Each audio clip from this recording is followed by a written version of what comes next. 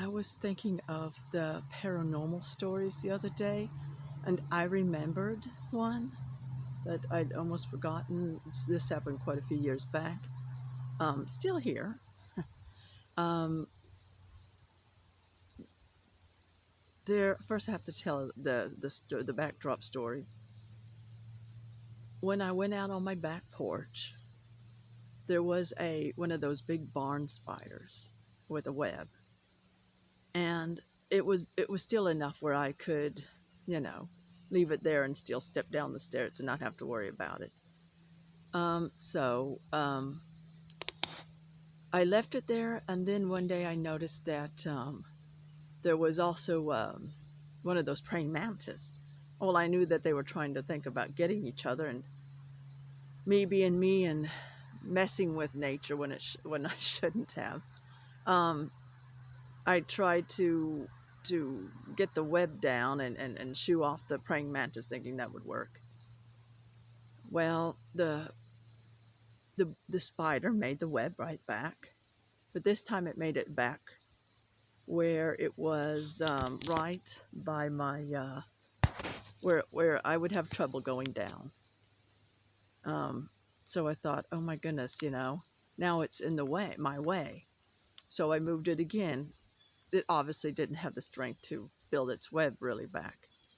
So the next time I went out, it was just staying in its spot, but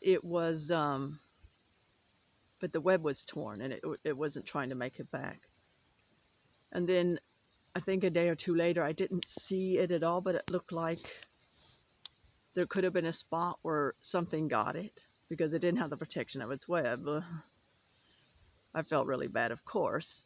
And then it was like a week or two later, and I went out and I saw that it was back, but it didn't. But its web looked exactly like it did when I had messed it up. But I thought, but it's there, oh, and it didn't die, okay. And then it was just that day at a certain time when the light was just so.